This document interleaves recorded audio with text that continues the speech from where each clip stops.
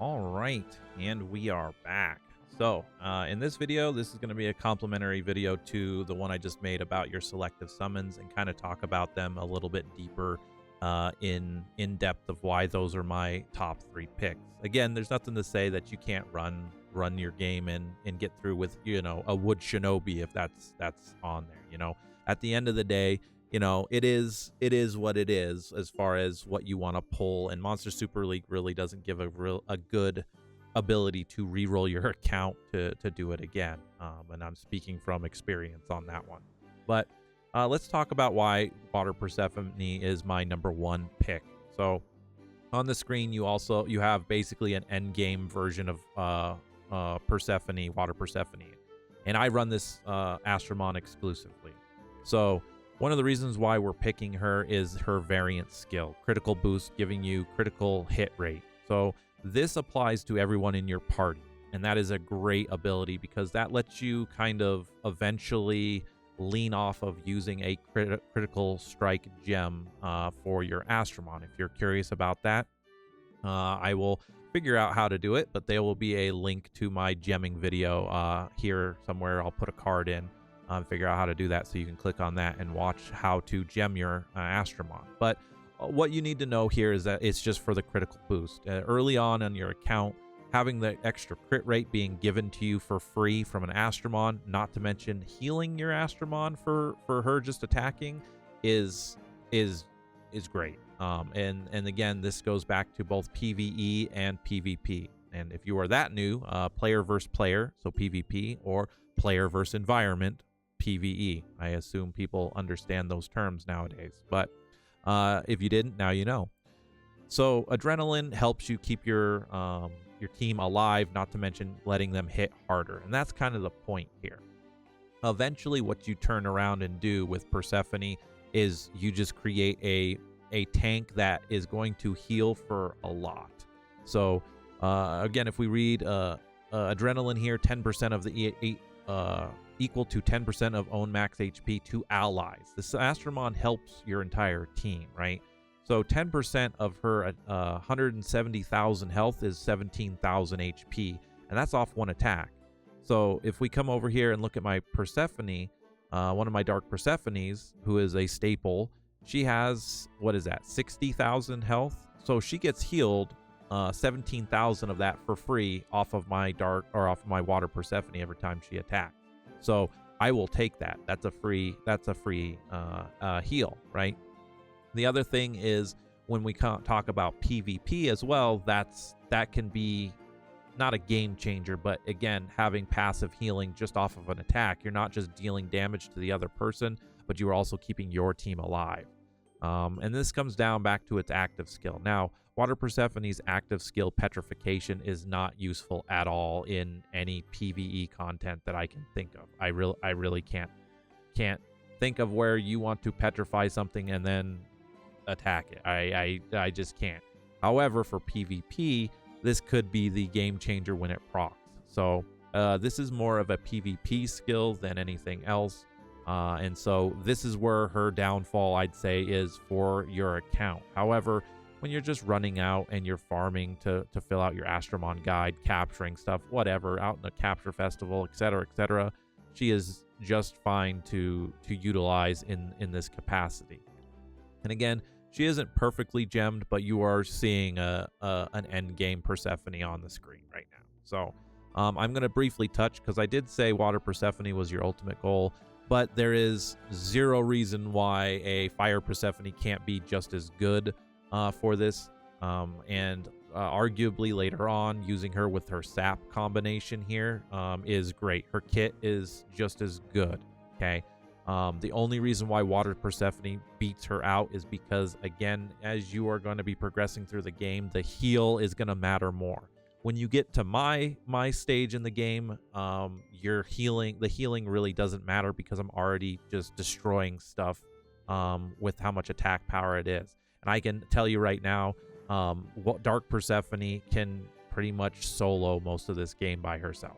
And so having somebody, even my Fire Persephone, running into the leader skill for the crit and then having her just do sap is great. Now, here's the thing, though. Okay, Sap has a chance to proc. You have to get through all the checks. Just because it says 100% chance to inflict it doesn't mean it can't still be resisted. I've run this astromon in plenty of content, and she doesn't put a Sap on because the thing resists it, and it gets frustrating. So rather than rolling the dice on something, I'd rather have a guarantee, keeping my party alive with adrenaline than the roll of the dice with Sap. Now, you can eventually be working towards getting it booked and doing more damage in passive turns. Fire Persephone can be a great addition as a sapper for your team, and I use her for that.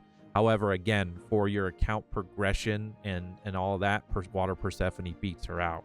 And that's where it comes back to even Wood Persephone here. Again, you care only about the leader skill from the variant and off of the healing for Water Persephone. But again, looking at Wood Persephone's kit, Sap on her here and attack down, I can't argue again how good this kit really can be, because she can not just put attack down eventually, but she's also applying that Sap. Wood Persephone is the weakest out of the 3 picks for that selective summons, if I'm being completely honest. I would take a Fire Persephone over a Wood Persephone in this instance. So that's the reason why Water Persephone outdoes everybody on this list that we go through. Now, again, I'm not going to cover all of the astromon, but I do want to kind of give you guys that deep dive a little bit onto even the here. So again, we look at Jormungandr, and this is a great complementary astromon for end game. And again, this is the thing, I'm trying to get you through the early game into the end game. This astromon probably is not going to help as much as it needs to, so to speak, because this is not a unique astromon, but it has a niche. It's good in a certain amount of content. That's not to say that this astromon can't be used again to help do damage as you're going out. It takes a little while for this astromon to get going. So let's talk about that. So its variant skill Discernment gets rid of the resistance, which lets Sap get through easier. Okay, so again, this astromon's kit is almost perfect, if you will. So Jormungandr attacks with morale boost, gives itself 40% SP. Let's say we put a SP set on this too. So more than likely going to have all of its SP to do its active skill. Well, then Sap goes out, right? And you're running it in the leader slot, so Discernment is pretty much going to help you guarantee putting Sap on everything.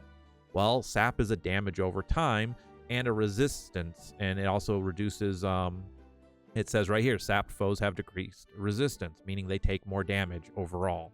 So this astromon in itself just takes enough time, but however, when you're out clearing waves over and over again, this astromon it loses steam so much. Whereas Water Persephone, to go back to it, is healing you and also giving you crit rate, helping you do more damage and keeping your party alive. Discernment isn't doing anything but helping the rest of your team put up status buffs. And the thing is the astromon you're going to be running are just going to be smacking really hard, not doing any status. Sap, again, is a damage over time. Well, Jormungandr isn't going to be doing the damage. You're going to have 3 other astromon doing the damage. So once again, when it comes to actually giving your team utility, and I'm going to say this a lot, and I'm sorry, but that's the truth, Water Persephone is going to heal you and give you crit. So she's going to keep your team alive, and she's going to let you guys crit more.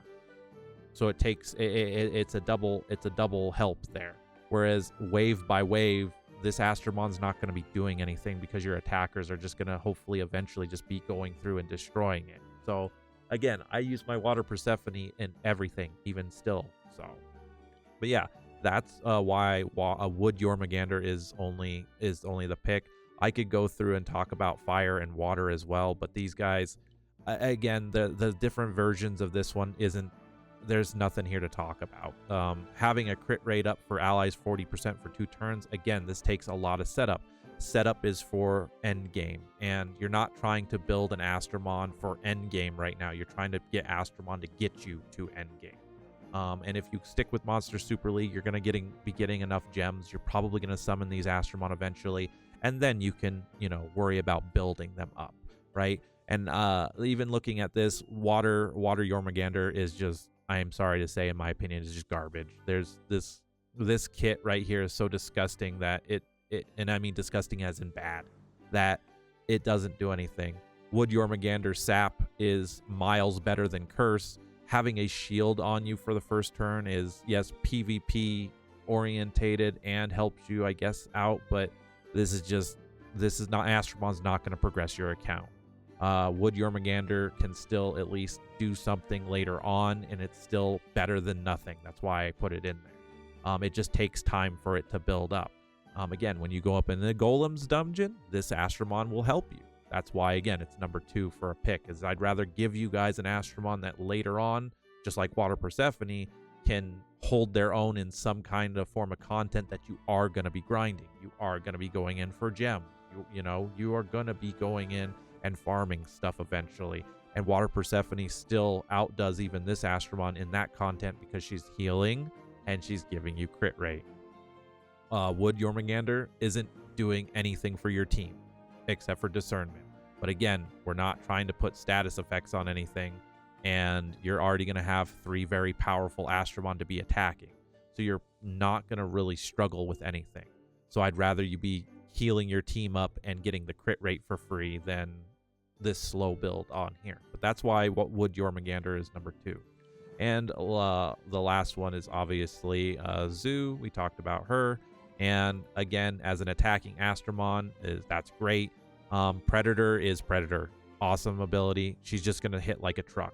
And I talked about the variant skill. The variant skill is just more HP. So giving your main attacking Astromon more HP, excuse me, sure. Yeah, there's something to say about that. But this Astromon is just, she's attacking really hard but not giving anything out of it. And out of anything later on, she's good in some of the tower content, sure, but other than that, she's just going to be another attacker on your team. And I'd rather you be putting eventually you're going to have your Dark Mona variant for free. You're going to put Dark Mona in the first slot because she's going to increase your attack power, because you're just going to want to clear the stuff faster. We don't need HP when you're in the first content you're clearing, and arguably even in dungeons like the Golem's dungeon or the Dragon's dungeon. Increasing HP is not going to matter. You need to kill the thing before it kills you, and trying to stall out with high HP, you're really not going to go anywhere with it, sadly. The game is giving you the tools to succeed, and that's really what I'm trying to set you up for. The game is going to give you 3 very, very powerful attacking Astromon for nothing. One of them is going to be Ultimate Evolved for free. What you're trying to do is set them up so that they can do their job, because Astromon, our Monster Super League, is a team game. You have 3 other Astromon after this one to think about. Well, that's attacker, attacker, and attacker.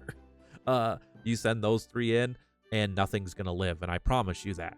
And I will teach you, how to go about the game and gem it, so that this way you can start building up your currency to be able to summon, not gems, but summon the better Astromon to be going through harder content and building them up, getting eventually maybe the Water Valkyrie that you are going to get here out of your Heroes contract, getting her Ultimate Evolved. And even looking what I got here, I need to equip something.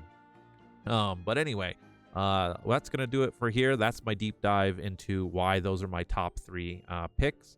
And yeah, if you guys like the comment or like the video, go ahead and give me a like. If you have any questions, go ahead and put them down below. I'd love to hear what your thoughts are. And yeah, thanks for watching, and I will see you all in the next video.